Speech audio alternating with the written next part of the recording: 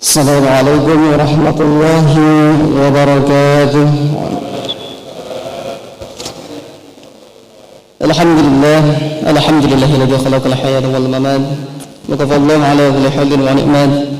Asyhadu an la ilaha illallah la syarika lahu wa asyhadu anna Muhammadan abduhu wa rasuluhu nabiyya ba'da. Allahumma shalli ala sayyidina Mustafa habibina wa maulana Muhammadin sallallahu alaihi wasallam wa ala alihi wa sahbihi wa man tabi'ahum bi ihsan ila yaumil din, amma ba'd.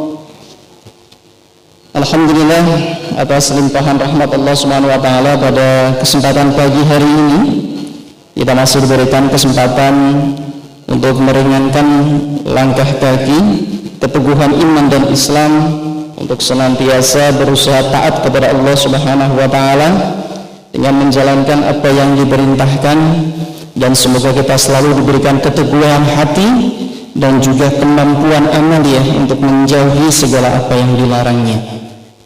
Hadirin jamaah rahimakumullah, pada pagi hari ini saya ingin mengutip salah satu pendapat dari Syekh Wahbah Zuhaili dari tafsir surat Al-Baqarah ayat 3, di mana di situ Allah berfirman, alladzina yu'minuna bil ghaib wa yuqimuna as-salata wa mimma razaqnahum yunfiqun.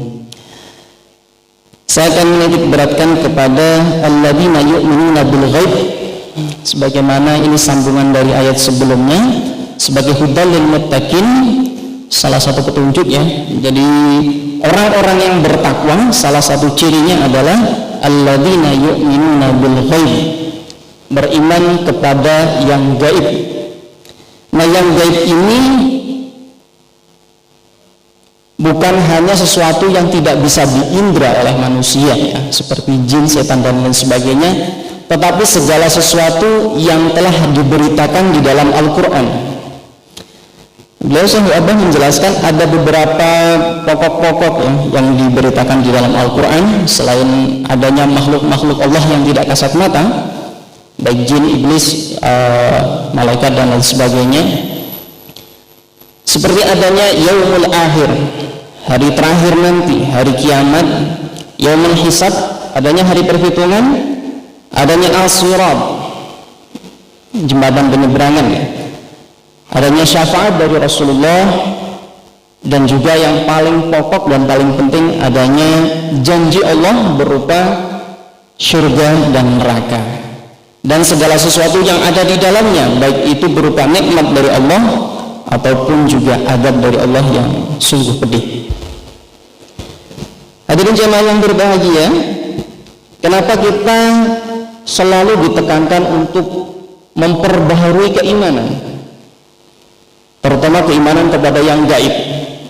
Nah, ini sangat penting karena di masa-masa sekarang ya, masa-masa era digital, era global, kadang orang sudah enggan untuk membahas yang namanya adanya pahala, adanya dosa, adanya surga dan neraka. Namun ini tidak mengherankan karena jauh sebelum itu, pada saat Rasulullah SAW diutus kepada kaum kafir Quraisy di Mekah pada waktu itu, salah satu alasan orang kafir itu enggan mengikuti perintah Rasulullah atau enggan beriman kepada Rasulullah adalah mereka enggan mengimani adanya ghaib, yaitu surga dan neraka. Jadi memang sudah tabiat manusia itu untuk semau-maunya sendiri, sakarepe dhewe, menuruti segala hawa nafsu dan keinginannya. Jadi bukan hanya manusia era sekarang, pada zaman Rasulullah salah satu alasan orang kafir Quraisy itu enggan mengimani Rasulullah adalah mereka enggan mengimani adanya yaumul akhir, yaumul hisab, adanya surga dan neraka. Mereka pengen enak terus hidupnya di dunia, dan mereka takut kalau nanti di akhirat ada hisab, ada perhitungan, ada pahala, ada dosa, nanti imbalannya ada surga, ada neraka. Mereka tidak mau. Jadi orang kafir Quraisy itu bukan semata-mata orang yang tidak beriman kepada Rasulullah saja. Salah satunya mereka nggak mau iman kepada Rasulullah dan Allah itu ya karena mereka nggak mau ada hari akhir, hari pembalasan, dan juga adanya surga dan neraka. Mereka maunya semau-maunya sendiri. Kenapa demikian menjadi penting untuk kita setiap saat memperbarui keimanan kita, karena yang namanya setan itu tidak pernah lelah 24 jam untuk membelokkan hati manusia untuk berbuat dosa. Jangankan setan, yang ada di dalam diri kita sendiri, yang namanya nafsu itu tidak pernah yang namanya mengajak kepada kebaikan. Nafsu itu sebagian besar pasti mengajak kepada yang jelek-jelek.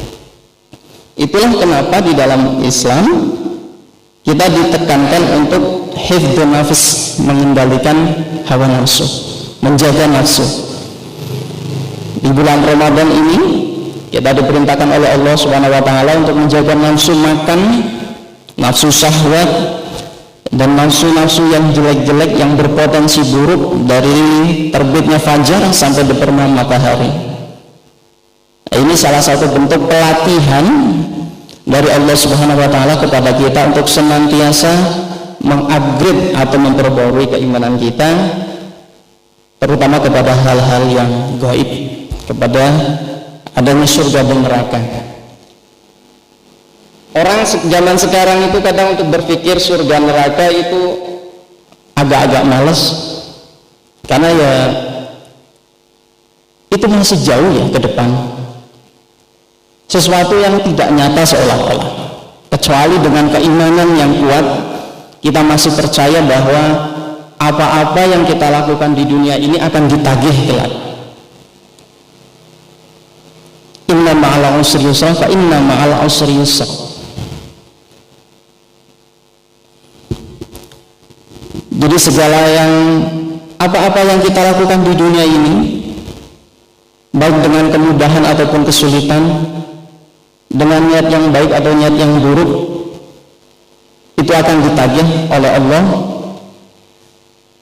di akhirat kelak. Banyak orang-orang yang mengaku Islam tapi masih melakukan keburukan di mana-mana. Orang masih sholat tapi juga masih banyak perbuatan-perbuatan tercela. Itulah gunanya kita setiap saat, setiap waktu untuk meningkatkan keimanan dan ketakwaan kita, terutama kepada wala-wala yang gaib. Ya, karena waktu itu Rasulullah diutus di kafir Quraisy, salah satu PR yang paling besar ada orang-orang Nasrani, ada orang-orang Yahudi. Sebenarnya awal mereka itu keimanannya masih murni, tetapi karena semakin lama mereka mengikuti hawa nafsu dan mengaburkan adanya berita-berita yang gaib, sehingga ajaran-ajaran yang ditekankan oleh Allah dan Rasulnya yang terdahulu itu terkaburkan. Itulah Rasulullah SAW diutus. Juga hadirin jamaah rahimakumullah, di akhir-akhir sisa bulan Ramadan ini, mumpung masih banyak kesempatan dan waktu, mari kita perbaiki diri kita, perbaiki amaliyah kita, perbaiki niat kita untuk semata-mata beribadah kepada Allah dengan penuh ikhlas, dengan penuh mengharapkan ridha dari Allah Subhanahu wa taala, dengan penuh kehambaan yang tulus, kehambaan yang sepenuhnya menyerahkan diri kepada Allah Subhanahu wa taala. Demikian mungkin yang bisa saya sampaikan. Atas segala kekurangan dan khilafnya mohon maaf yang sebesar-besarnya. Itu semua datang dari kekurangan saya sendiri, dan apabila ada hikmahnya tentu saja itu adalah kebesaran dari Allah Subhanahu wa taala. Wallahul muwaffiq ila aqwamit thariq. Wassalamualaikum warahmatullahi wabarakatuh.